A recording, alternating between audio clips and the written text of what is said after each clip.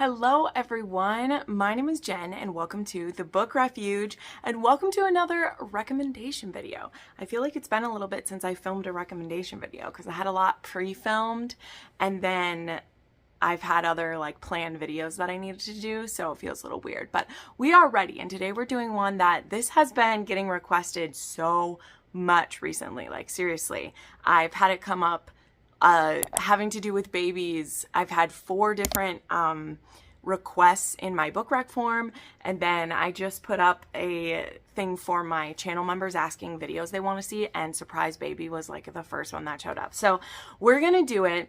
I've only ever done one video about pregnancy before, and I think it was just romances involving pregnancy, so they weren't necessarily accidental, but a lot of them were.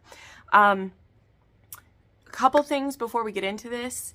There are going to be some spoilers in this. So if you don't want to be spoiled for anything, for any romances, you don't like to know if it is, then hop out. But if you clicked on this video, it's Surprise Baby, so you're wanting to know books that will have a surprise baby. Now, sometimes an author says their book is a surprise baby, and then sometimes they don't because they're oh, well, it's a plot point, it's a surprise. And, most people, any kind of content warnings, people want to know what exists in books. So anyway, some of these books I'm showing you, the Surprise Baby Accidental Pregnancy, is the beginning conflict of the book, and sometimes it's a third act thing. Sometimes it's not even, well, do I have any where it's not the hero's baby? I don't think I do. I think I only have ones where it's the hero's baby, but there are other ones like that. I do have them across every, of the subgenres that I do. I have paranormal, mafia, contemporary, historical. I have all of those, but we're going to dive into this. But again, this is your last warning. I'm going to start with a book that literally, it's a really new one, and, you may be mad to know about it. So I'm just warning you. This is your last warning. Think about it. Do you actually want to be spoiled for these? Okay? Because here we go. One of the most recent ones I read that really made me happy was Heartless by Elsie Silver. Yes, this has a surprise accidental pregnancy, and it happens at the end of the book. And one of the reasons why I really like that is because of how both of these characters react to it. So when I read Surprise Baby, people don't necessarily have to be happy about it because it's usually happening in scenarios where you're not prepared for it or you're not with the people. A lot of these ones, it's one night stand scenarios. Not all of them, but a lot of them, that's kind of what it is. And so, we're not super thrilled about it. But the way that it goes down in this book made me so happy. And though it is a plot point at the end of this, it's not a conflict. It's an opportunity for both of them to show how mature and awesome they are, and particularly the way the heroine gives the hero choice, because he had another accidental pregnancy in his life. This is a single dad cowboy romance. It's a grumpy hero. The heroine is the nanny to his son, and she's only supposed to be there for the summer, and things are getting really serious between them, but it still hasn't been decided whether she's going to stay or what's going to happen. And then this happens. Yeah. And I love how it played out. I won't go in anymore because already I'm telling a lot, but there's so much that happens. This is a good thick book. I think this is almost 500. Yeah, this is 450 pages. There's a lot. There's enough going on. It's great. This is going to be one of my favorite books of the year. And I was not mad that there was an accidental pregnancy in this one. I was not mad at all. Then we have one I read a little bit ago, actually. This one's called Getting Played by Emma Chase. And this was a part of this was originally an Audible exclusive audiobook, and that's when I listened to these, but these have since been released. I think they're available on KU, and then they're read and listen options, but originally there was no ebook, it was only an audio. And this one was fun because this one was a one night stand and a single mom, and her name is Lainey, and she has a single night with this guy at a bar. He's in a band. They hook up after his performance, and then she kind of has to run out, and it turns out this was her one night on the town, And the man she hooked up with gets her pregnant because they're both a little drunk when they have this fun night. And she realizes she's pregnant. I think it's like 6 or even 8 months later. I can't remember how long. She has conferences at her son's school. And so this one is like a secret / surprise baby. It's both. But they didn't give each other their phone numbers or even their complete names. So this is one of the scenarios where, like, I don't hate a secret baby because the heroine's not deliberately keeping a secret. She, you know, maybe could have tried a little harder to find out the member of this band, you know, who that was. Like, it's one of those, like, she could have tried a little bit harder, but she also was just like, whatever, I'll just do this. Like, it's fine. But when she goes in for these conferences, bam, the guy who knocked her up is her son's math teacher. And I just enjoyed this one. I enjoyed this whole series because there was always some angst in each book in this series, but the way that it like played out didn't irritate me. I mean, that seems like low praise, but like it's true. I appreciated how Emma Chase had it work out in this one, and I enjoyed it. All right.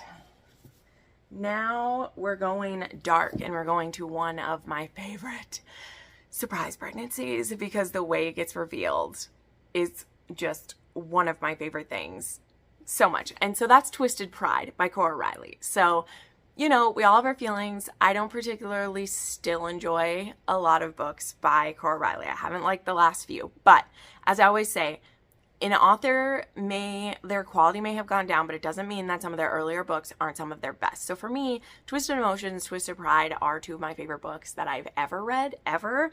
And Twisted Pride has accidental, and again, a like secret pregnancy in it, but it doesn't bother me because mafia, okay?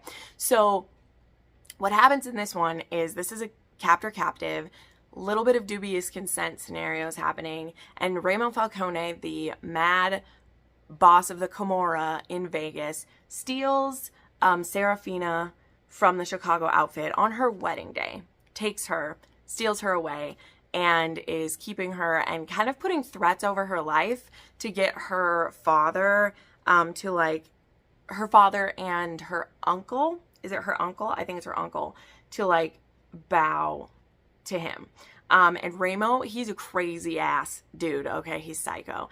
But Serafina's strangely drawn to him, and the way that, like, in Vegas, they treat women, like, it's interesting. They treat them equal in a way that, like, your successes and your failures, like, are your own. But it's not like they necessarily have women who are in power there. They, like, this is a family of brothers. It's only once they start marrying up that there are women, but this is going to be like, it was 4 bachelors ruling Vegas, and so yeah, they weren't making the most feminist improving choices before, but Ramo can't help but fall for Serafina. And so during the time when she's with him, they end up being intimate. Again, sometimes dubious consent, but also sometimes her pretending it's more dubious than it is because she is pretty into him by a certain point. And then he follows through with his plan and he gives her back. And from his point of view, she wants her to want to come back to him because he doesn't want to win her by having stolen her. But from her point of view, he just sent her back, and she realizes she's pregnant when she's home, realizes she's pregnant with twins, and now she's faced with the decision of, does she stay with her family who sees her children, specifically the boy of these twins, as an exact replica of his father because he looks just like him, and her son will never have the chance to be who he could be, right? And her daughter won't get the best marriage because of whose father she has, where if they were with Ramo, they would be the prince and princess of the Camorra. So what are we going to do? So anyway, love how it plays out in here. This book is twisted AF, and I love it. I love it. And I remember when I first found out that twist, it blew my brain. Okay. It blew my brain. All right, we're jumping back and forth between like dark and light things. But then we have Chasing Her Fire by Claire Kingsley. Is this one of my favorite in the series? I always go back and forth because I really like quite a few books in this series. But this one is number 5 in the Bailey Brothers. And this one is about Logan and Kara. So, Kara is best friends with Logan's sister, and they have this like really antagonistic relationship against each other. And I can't remember if it's just a night out that they're having together, but they end up having a one-night stand and she gets pregnant from it. And she does tell him right away. She's not expecting him to be involved, and he's like, woman, I am a family-orientated man, and you bet I want to be involved in my kid's life. But the thing is then, like, how are they cooperating with each other? And how is it, like, how are they going to make a go of it? Are they just going to be co-parents, or are they going to be together? And I really love how Claire Kingsley navigates that in this story. I also highly recommend the audiobooks for this series. That's how I listened to them originally. A+. All right, back to the Mafia again. We have Broken Fighter by Maggie Cole. This is book 2 in her Mafia War series. Now, what's kind of cool about basically the first 4 books in this series all take place at the same time. So you could read these books out of order if you want to. So, you know, Ruthless Stranger is the first one. I mean, I highly recommend that one. That's a one-night stand romance that turns into a 2-night stand, which turns into forever kind of thing. But this one is actually a like friends to lovers kind of, or like brothers friends thing. So like we have the Ivanov family, and we have the O'Malley family, and we have Boris Ivanov, and so he's best friends with some of the O'Malley brothers. And then we have our heroine, let me just double check. It's been a little while. Nora, who like helps run the family bar, which is where a lot of like hanging out and like deals happen. And so there's always been a bit of chemistry between them, but she knows that her brother would not be happy with her being with an Ivanov, and that would really be involving her in the life, even though we won't get into the fact that she's literally a sister to all of it, and she's going to be involved whether they want it or not, but I digress. And so her and Boris, they start hooking up, and a child ends up being a part of that. So what I appreciate about this one is Boris and Nora really kind of become like a foundational couple in this series, because there's a lot of events that happen like surrounding them and the birth of their child, and like it's fully uniting these two families, which is kind of cool. So yeah, highly recommend. Then we have a paranormal. I actually have a couple paranormals to share in this list, but we'll get to them. So we have Feral Sins by Suzanne Wright. This is the beginning of the Phoenix Pack series, which I've said I have mixed feelings about. Overall, I really love this series, but it got very repetitive eventually. So the strongest books for me are like the first 4, and then the second 4, it gets a little repetitive. But this one will always be the most highly rated for me because it did something that I like hadn't seen before.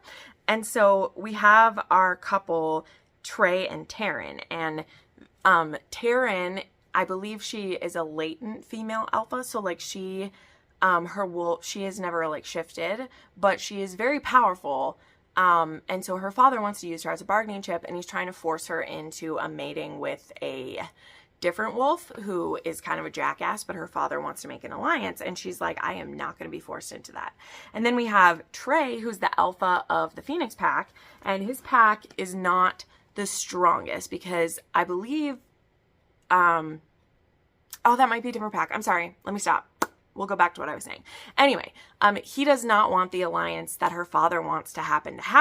And so he approaches her and says, what if we pretend to be mates? So they concoct this plan to bump into each other at a nightclub and pretend that their wolves recognize each other and that they get activated, because then her father wouldn't be able to force her into a different mating, because you can mate with wolves that aren't your fated mate, but if your fated mate ever came around and showed up, you would drop that mate. You know, it's the same thing. It happens in a lot of shifter stuff where like it's a risk to fall for someone who's not your mate, because if your mate ever comes along, you're going to be torn between the two, and your wolf's going to say, we got to go with our fated mate.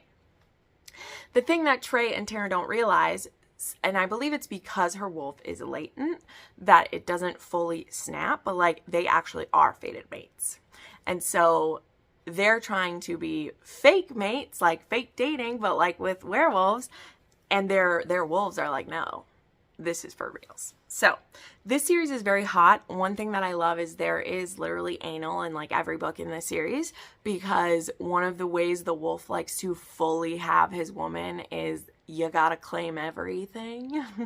And also because Taryn is a latent alpha female, she is very much like make me submit, and I love a little bit of make me submit energy. Okay, I like a submissive when it's natural, and I also like a bit of like make me. Okay, I just do.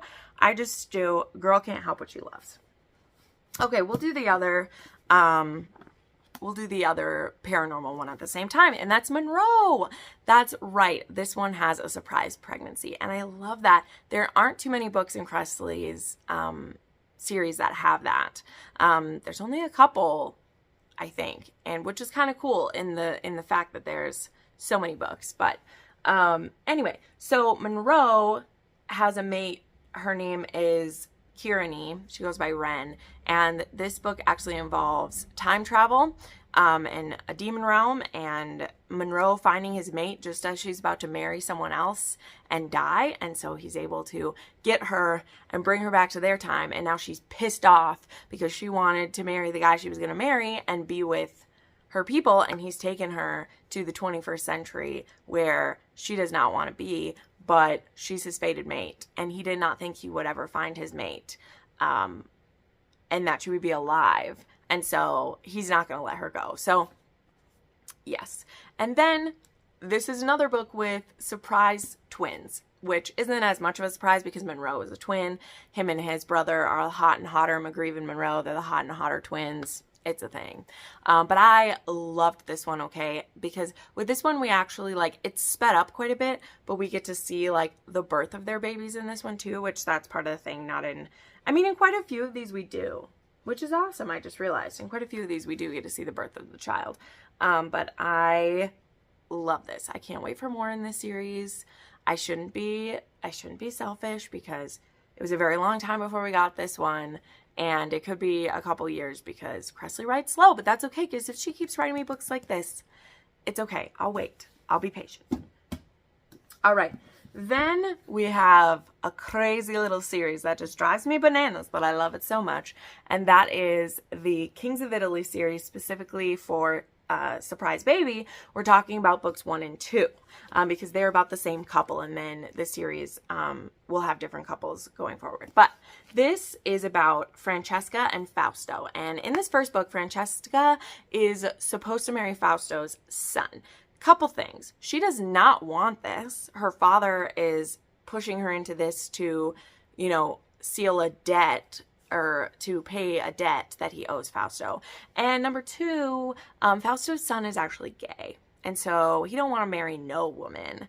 And Frankie, she is forced to go and stay with the family until the wedding is supposed to happen. And her and Fausto just keep coming up against each other. And he's like, you know what? You don't have to marry my son.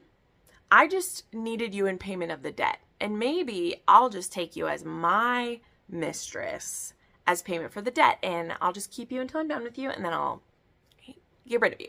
So very cocky and entitled for that. And near the end of this, of course, we find out that she's pregnant, and he gets so angry, particularly about something that she does, which she does not deserve his wrath for. He has his head up his ass. And that's why, like, this book is a very frustrating one. Fausto will drive you up a fucking wall, okay? Maybe he won't. Some people just straight up love this one. But for me, this one drove me crazy. And I was like, Fausto, I hate you. But the cliffhanger was as such that I immediately had to read this. I was like, okay, I have to read it. And he has good grovel in this. Him getting on board for the pregnancy in this one, I just really appreciated it. I really love this series now. It makes me happy. I very much look forward to Mafia Hitman, which is coming soon. It's good stuff. Okay, then we have Savage Hearts. This is another one where it is kind of right at the end that we find out about this one. So, but I put it in because I don't care, because all of the books in this series are 6-star books for me, and JT Geisinger doesn't do a lot of, like, pregnancy stuff in hers. Like, she doesn't. So yeah, I don't care. I love it. I love it. This one, oh, I should tell you what it's about. So this is book 3 in her Queens and Monsters series. You do kind of need to read these in order because they all build upon each other. Like, the things that happened in the previous book directly affect this one. And you know, I love all the books in this series, so of course I'm going to pimp them out to you. But in this one we have Mal, and he wants to get revenge against Daddy Declan, and so he kind of gets set up to go and take him out. And when he's trying to, he sees Declan's future sister-in-law, Riley, who is coming to visit, and he thinks that she is a prostitute who's been hired to be there, and he feels pity for her, so he wants to like rescue her from Declan, and she's like, I'm not a prostitute, he's marrying my sister, so I'd like if you don't kill him. And so some things go crazy, and he ends up kidnapping her and taking her as payment for the debt instead of killing Declan. So yeah, that happens. And then they stay together in a cabin in remote Russia and fuck like bunnies. And a baby ends up coming of that. So there we go. And then the last one I want to mention, because I did want to throw in a historical. I believe the last time I made like ones with babies, I had more historicals in there, but I did want to throw in Cold Hearted Break. This is the start of the Ravenel series, which is why I still appreciate it. It was also my very first Lisa Kleypas. So while I will say, if this is your first Lisa Kleypas and you don't love this book, please try some more, because again, I did not hate this at all. Like, that's not the thing, but I was just like, oh, this was fun. And then I read more of her books and I was like, oh, like, this is a thing. She's the thing. But anyway, this one is about Devin Ravenel, who is kind of a charming rake, and he just realizes that he inherited an earldom. And when he goes to check out this place, though, it's saddled with debt, and the late Earl has 3 innocent sisters and a widow named Lady Trenier, Kathleen, who is very fiercely protective of her stepdaughters. Or her stepsister, would they be sisters? Yeah, her sisters-in-law. And she is not happy to have this guy coming around. And so there very much is a lot of like headbutting between Devin and Kathleen. And I know for a lot of people, the wishy-washy nature like doesn't work. And I'm agreeing to a certain degree, right? I'm agreeing to a certain degree. But it is the start of the Ravenels, and I definitely love Kathleen and Devin as they show up in other books. And I mean, you kind of got to read them to start to know. And again, like, there is a surprise baby at the end that kind of seals the deal for us. So there we go. So there you go. There are some surprise babies, which I do love. I don't really love Secret Baby, except for some of the scenarios that I explained here, like if the woman can't get a hold of the man, or it's in the mafia and he literally tells her to go, and so she's like, fine, I can tell you I'm having a baby. Or he kidnapped her and then sends her home, and so she's like, okay, not gonna tell you, I guess. So yeah, let me know some of your favorite surprise babies. Again, I do have another video, so click up there if you want to watch that. Make sure you subscribe to this channel. I put up new videos 3 to 4 days a week, and I do this full time. So if you're interested in supporting what I do here, you can check out my links down below. Thank you so much to my channel members and patrons who support me, and I'll see you next time. Bye.